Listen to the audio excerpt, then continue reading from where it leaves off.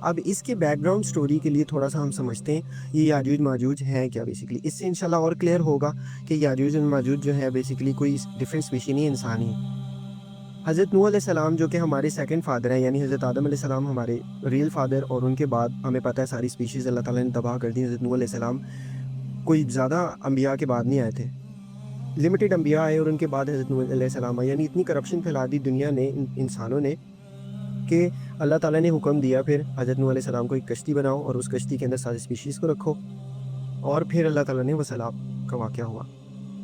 اس دور کے اندر حضرت نوح علیہ السلام جو تھے ان کے 3 بیٹے تھے جو اس شپ کے اندر بھی تھے. بیسیکلی 4 بیٹے تھے. ایک بیٹا طوفان نوح میں مر گیا تھا جس نے کہا میں پہاڑ پہ چڑھ کے بچ جاؤں گا، اور جو 3 بیٹے بچ گئے تھے وہ اس کشتی کے اوپر آ گئے. ان 3 بیٹوں کے جو نام تھے وہ حام، شام اور یافس تھا.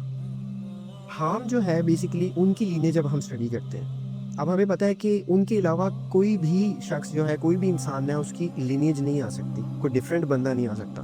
اب ہمیں یہ بھی سمجھ آ گئی کہ یہ یاجوج ماجوج ہیں انسان ہی، مگر اب ہم نے یہ دیکھنا ہے یہ کن انسانوں میں سے نکلے. حضرت نوح علیہ السلام کے 3 بیٹے تھے، حام، شام اور یافس.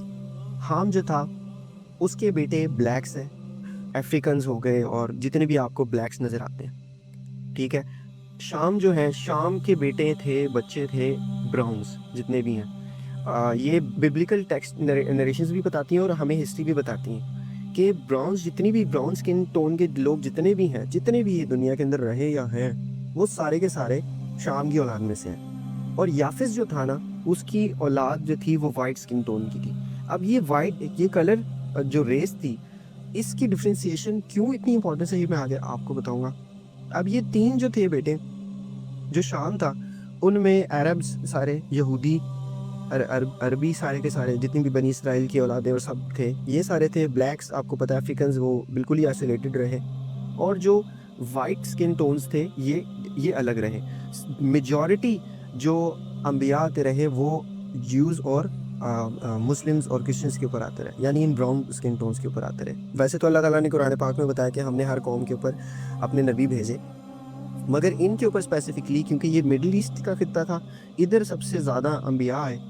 انبیاء دوسری جگہ پر بھی ہیں مگر یہاں پر بہت زیادہ ہے. اسی کی وجہ سے ہم سب سے زیادہ جو انبیاء دیکھتے ہیں وہ براؤن سکن ٹونز کے دیکھتے ہیں اور ادھر ہی اسی خطے کے اندر سے دیکھتے ہیں. اب ہوا یہ بیسیکلی کہ اب شام کا تو میں نے بتا دیا، اب حام کا بھی ہمیں پتہ چل گیا. یافس کون ہے؟ اب یافس کی جو اولادیں تھیں وہ بیسیکلی اوپر کی طرف چلی گئیں، جو اوپر کی ایریاز ہیں، یعنی کہ جو نارتھ کے ایریاز ہیں ادھر چلی گئیں. اور یافس کی اولادیں جیسے میں نے بتایا وائٹ سکن